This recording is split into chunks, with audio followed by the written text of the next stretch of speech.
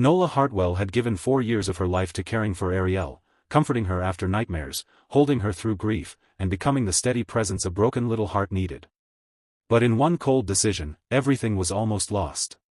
When Elliot Grayson, a powerful and emotionally distant father, listens to whispers instead of truth, he pushes away the one person who made his house feel like a home.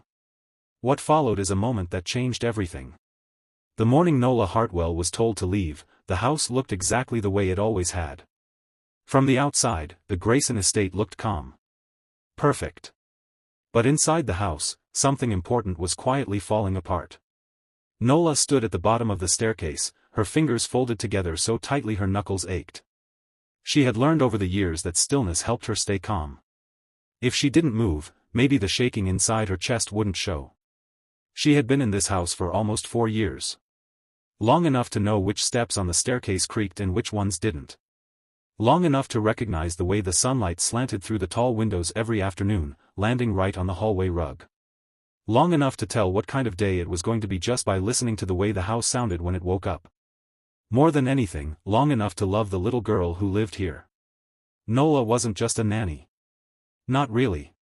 She was the one who sat on the edge of the bed when Arielle woke up crying in the middle of the night. The one who stayed patient during long homework afternoons. The one who knew exactly how much milk Arielle liked in her cereal and which songs helped her fall asleep when her thoughts got too loud. She was the one who noticed when Arielle grew quiet for no clear reason. The one who listened when the little girl talked about missing her mom, even when she said it casually, like it didn't still hurt. None of that seemed to matter anymore. Across the room stood Elliot Grayson. To the world, Elliot was known as a sharp businessman. Focused. Controlled.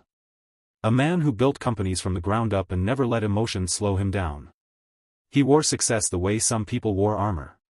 But right now, standing in his own living room, his face was closed off in a way Nola had only seen a few times before. Distant. Final. "You're dismissed," he said. His voice was calm, but firm. Effective immediately. The words hit harder than Nola expected. For a moment, everything inside her went quiet. No thoughts. No reactions. Just the sound of her own breathing, suddenly too loud in the room. She opened her mouth to speak, but nothing came out. She already knew what he believed. Someone had told him she was getting too close. That she was crossing boundaries. That she was blurring lines between employee and family. There were whispers that she was influencing Arielle emotionally, making the child depend on her too much.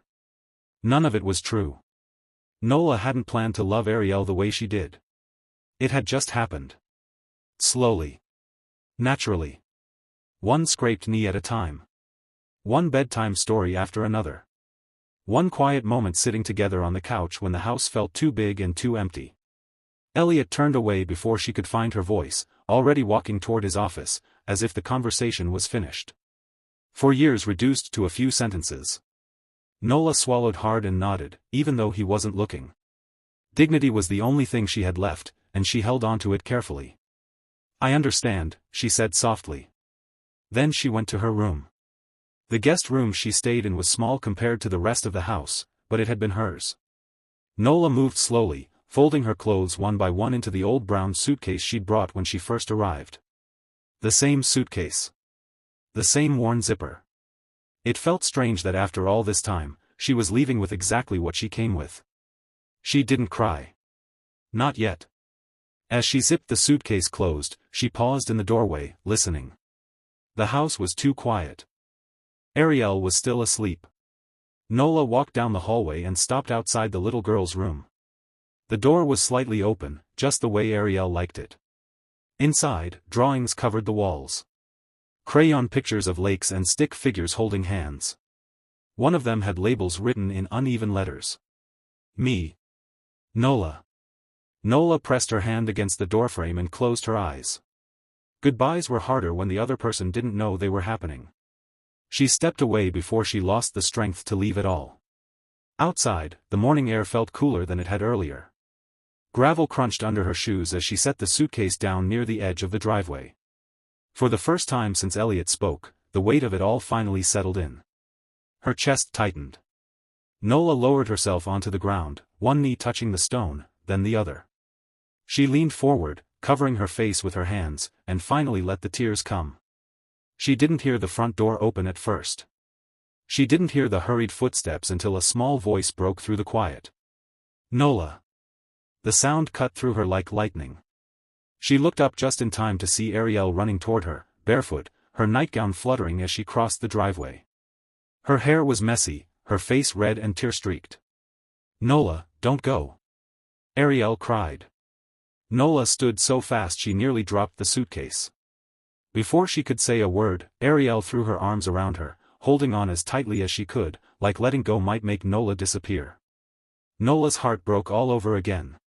Behind them, Elliot stepped out onto the front steps. He froze. He hadn't known Arielle was awake. He hadn't expected this.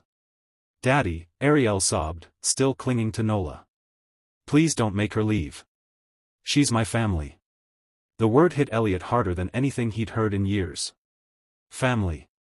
He had built businesses, managed crises, made impossible decisions without blinking. But this was different. This was fragile. Nola knelt down so she was eye level with Arielle, gently brushing the tears from her cheeks. "It's okay, sweetheart," she whispered, even though it wasn't. "I'll always care about you." Arielle shook her head fiercely. "You promised you wouldn't leave." Elliot felt something tighten in his chest. Memories rushed in before he could stop them. Nights when Arielle couldn't sleep after her mother passed away. The soft singing coming from the bedroom when nothing else worked. Coming home late and finding Arielle asleep on the couch, curled against Nola, peaceful in a way he hadn't seen in years. The accusations. The whispers. The decision he made that morning. Suddenly, none of it felt solid anymore. "Arielle," he said carefully, stepping closer. "Nola works for us. Sometimes people have to move on." Arielle turned to him, her eyes filled with a pain far too big for her small face. "Mom went," she said quietly. "Now you're taking Nola too. You said you wouldn't take people away anymore." The driveway fell silent. Elliot felt something crack inside him, something he had kept locked away since his wife died. He looked at Nola, really looked at her. Not as an employee. Not as staff. But as the person who had given his daughter safety when he didn't know how. "Why didn't you tell me?" he asked quietly. Nola swallowed. "Because loving her was never part of the job," she said. "It was just my heart." Arielle hugged her tighter. "If she goes," Arielle said, her voice trembling, "I go too." Elliot dropped to his knees in the gravel. Right there in the driveway. A man worth millions, kneeling in front of his child. "I'm sorry," he said, his voice breaking. "I was wrong."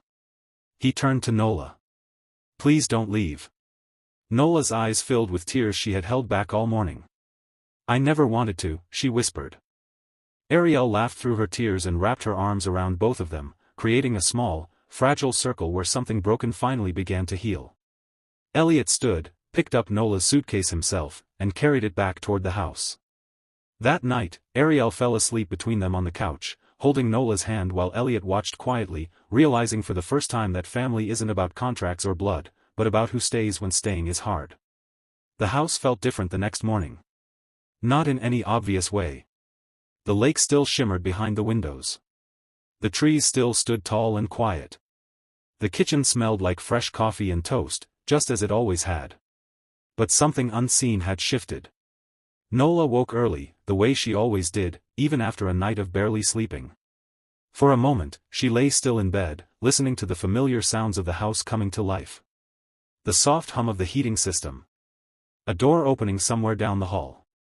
Footsteps. She half expected to remember, suddenly, that she was supposed to be gone. Then she heard Arielle laugh. The sound was light and unguarded, the kind of laugh that only came when the world felt safe again. Nola closed her eyes and let out a breath she didn't realize she'd been holding.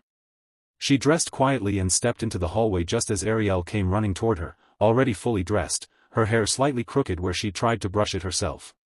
"Nola." Arielle wrapped her arms around her waist without warning. "You're still here." Nola knelt and hugged her back.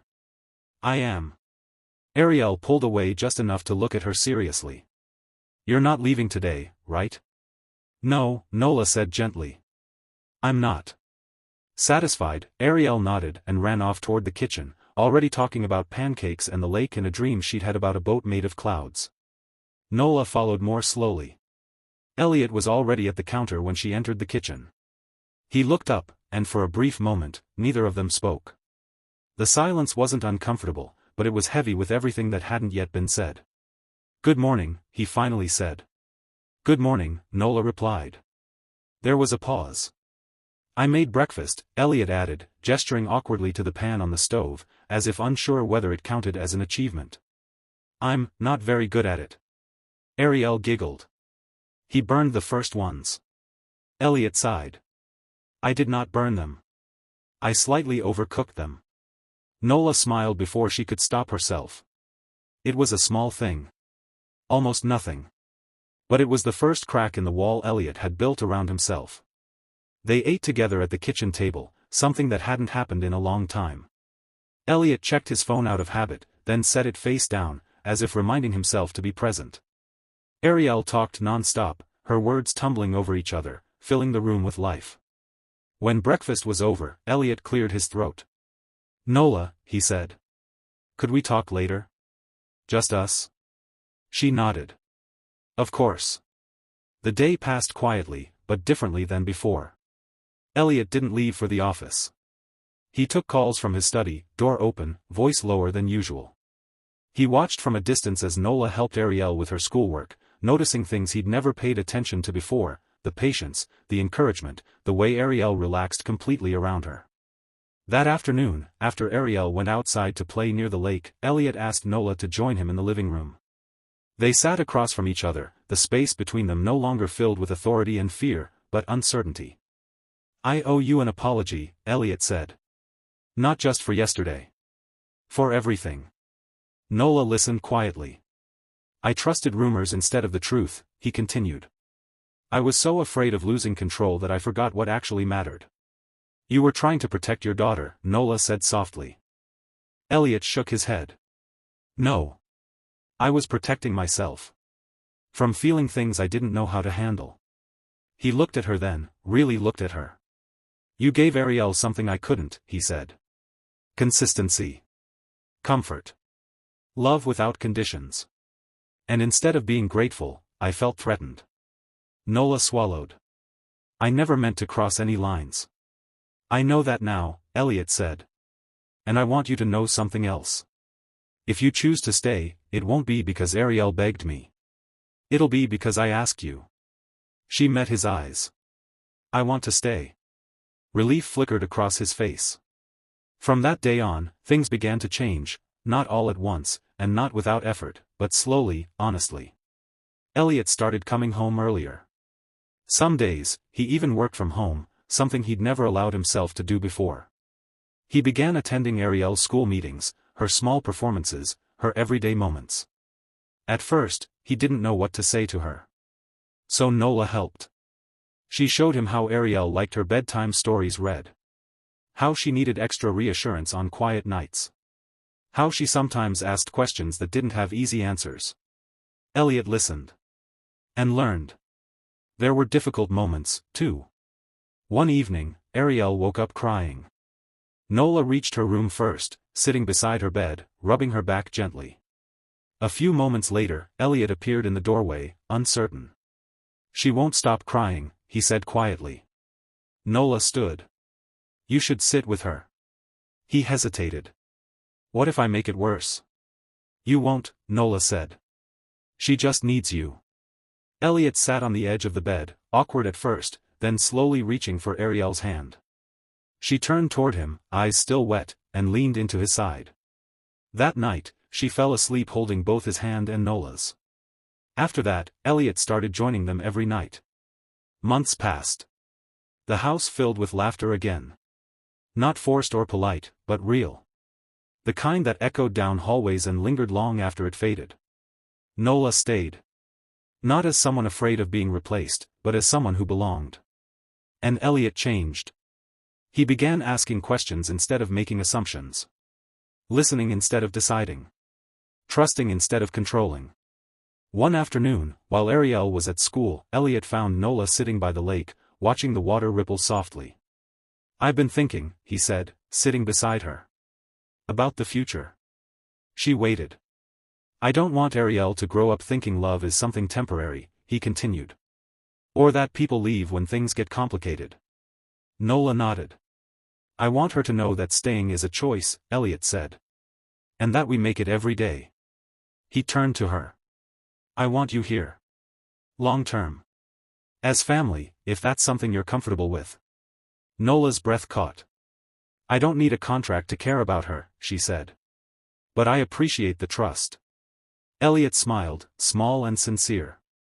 "I'm still learning how to give it." Years later, Arielle stood by the lake again. She was older now. Taller. Stronger. Confident in a way she hadn't been before. Nola stood beside her, just as she always had.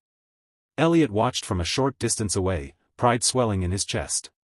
That night, as they sat together on the porch, Arielle leaned against Nola and said, "You know, I never really worried after that day." "About what?" Nola asked. "About being alone," Arielle said. "Because you stayed." Elliot listened quietly. And he understood, finally, that wealth could build houses, but only love could build homes. Family wasn't about blood or titles or contracts. It was about showing up. About staying. And about choosing one another, even when it was hard. And if this story reminded you that love still matters, that kindness can soften even the hardest hearts, and that family is built by those who choose to stay, then don't forget to subscribe. Because more stories like this are waiting, ready to remind us of what truly matters.